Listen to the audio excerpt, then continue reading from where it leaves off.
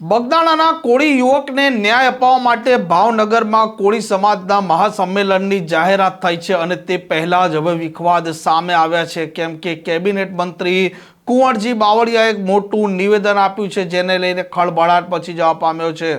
વૈષ્ણવજન તો તેને કહીએ જે પીડ પરાઈ જાનાને રે।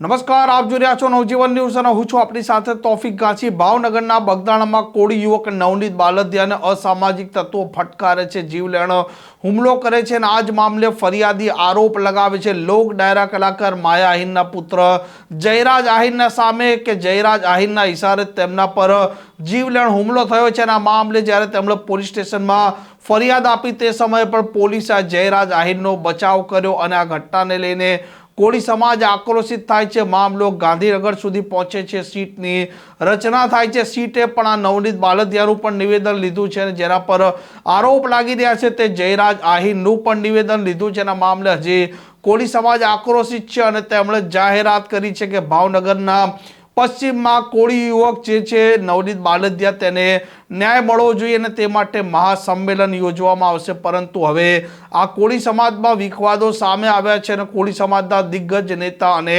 સરકારમાં રહેલા મંત્રી કુંવરજી બાવળિયાના નિવેદને ખળભળાટ મચાવ્યો છે।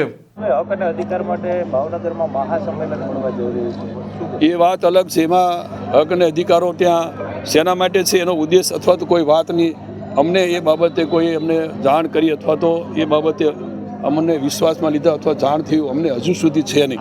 એમના બે ચાર લોકો કોઈ જાહેરાત કરી દેતા હોય તો એવું મહાસંમેલન ન કહેવાય। આમંત્રણ મળશે? હવે આમંત્રણ કયા હેતુ સાથે મળે છે એ હશે તો ચોક્કસ જઈશું, પણ એના હેતુ અને ઉદ્દેશો હોય અમને જાણવા મળે તો જઈએ, એમાં કંઈ વાંધો નથી। સમાજનું છે। હકની જે વાત આવી, સમાજ જે રીતના શિક્ષિત થયો છે ને એવી પણ માંગ છે કે આગામી સમયમાં મુખ્યમંત્રી કોળી સમાજ, જો આ કોઈ એક સમાજના માંગણી કરી લઈએ તો એમ મુખ્યમંત્રી ન થઈ। સૌ સમાજના લોકોનો વિશ્વાસ એને સંપાદિત કરવો જોઈએ, વિશ્વાસ જીતવો પડે એ બીજા અન્ય સમાજના લોકોનો પણ જેમાં સહકાર રહે, સાથે રહે અને સૌ સમરસતાના ભાગરૂપે આપણે વાત લઈને આગળ ચાલીએ તો સમજાય સમાજ મોટો છે, પણ અન્ય સમાજને વિશ્વાસમાં લઈને ચાલીએ તો એ શક્ય છે। બાકી કોઈ એક સમાજથી મુખ્યમંત્રી જે બગદાણાની જે મેટર છે એસઆઈટીની કામગીરી આટલા સમયથી છે પણ હજી સુધી કોઈ તેમના દ્વારા કોઈ પણ પ્રકારની પ્રતિક્રિયા આપવામાં આવી નથી। જો રાજ્ય સરકારે અમે બધા મંત્રીમંડળમાં મારી સાથે છે એ પરસોત્તમભાઈ વગેરે ધારાસભ્યો સહિત અમે માન્ય મુખ્યમંત્રી સાહેબને પણ મળ્યા હતા અને સાથે ગૃહમંત્રીને પણ આ બાબતે વિગતો સાથે મેં જાણ કરી અને અમે જ્યારે મળ્યા પછી તરત જ એમને એસઆઈટીની એની રચના કરી, એની જવાબદારીઓ સારી રીતે તપાસ માટેની પણ સોંપી, એટલે તપાસ કરે છે અને એમાં એ સિવાયના લોકોને પણ એમાં પૂછપરછ માટે બોલાવ્યા છે। એમાં જે કાંઈ નીકળશે એ સરકાર પણ એના માટે ખુલ્લા મને છે કે એના માટે પગલાં લેવાશે, કોઈ પણ હોય।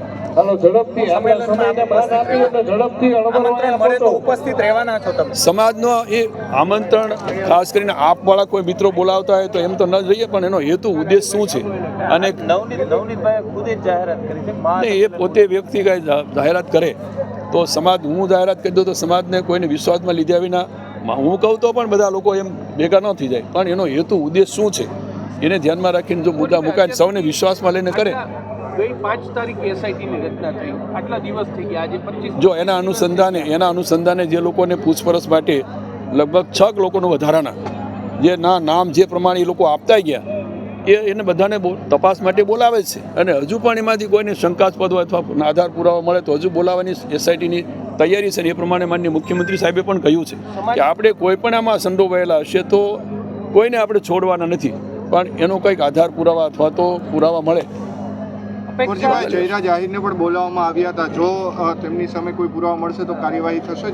જો એમાં તો માન્ય મુખ્યમંત્રી સાહેબે અને ગૃહમંત્રી સાહેબે કહ્યું કોઈ પણ વ્યક્તિ આમાં પુરાવો મળશે એટલે કોઈને છોડવાના નથી। પછી એમાં એક્સ વ્યક્તિ હોય કે વાય વ્યક્તિ હોય કે કોઈ પણ વ્યક્તિ હોય એના અનુસંધાને તપાસ અત્યારે ચાલી રહી છે અને એમાં તપાસમાં કાંઈ કાચું ન કપાય એ માટે ખુદ માન્ય મુખ્યમંત્રી સાહેબે પણ બધા ધારાસભ્યો અને મંત્રીની હાજરીમાં વિશ્વાસને ખાતરી આપી છે। પછી આપણે એમના પર ભરોસો તો રાખવો જોઈએ કે ભાઈ આ તપાસ થઈ રહી, તપાસ બંધ કરી દીધી હોય અને જાહેરાત કરી હોય કે એસઆઈટી અમે સામેલ કરી દઈએ, એટલે અહીંથી વિડ્રો કરી લઈએ છીએ અથવા તો એસઆઈટીની તપાસ પૂરી થાય એવી કોઈ જાહેરાત તો કરી નથી, હજી તપાસ ચાલુ છે. બરાબર, આમાં કોઈ એકાદ બે વ્યક્તિના કારણે કોઈ બે સમાજ વચ્ચે અંતર ન થાય એવો કોઈ ઉદ્દેશ લઈને કોઈ સંમેલન બોલાવાતું હોય તો એ સંમેલન તો યોગ્ય પણ નથી. બરાબર, એકાદ બે વ્યક્તિ અમારામાં પણ સામે કોઈ પણ દોષિત હોઈ શકે. જે ગુનેગાર છે એના માટે જે પગલાં લેવાના થતા હશે એમાં રાજ્ય સરકારનું મન ખુલ્લું છે. આમ કુંવરજી બાવળિયાએ એ પ્રકારનું નિવેદન આપ્યું છે જેમાં તે કહી રહ્યા છે કે 2-4 વ્યક્તિઓની જાહેરાતથી કોઈ મહાસંમેલન યોજાઈ નથી જઈ રહ્યું અને આ મહાસંમેલનને તેમણે ક્યાંક ને ક્યાંક વિરોધ કરી રહ્યો છે તેવું હાલ સ્પષ્ટ દેખાઈ રહ્યું છે. આ પ્રકારના સમાચાર માટે નવજીવન ન્યૂઝ ચેનલને લાઇક, શેર અને સબસ્ક્રાઇબ કરવાનું ભૂલતા નહીં. નમસ્કાર.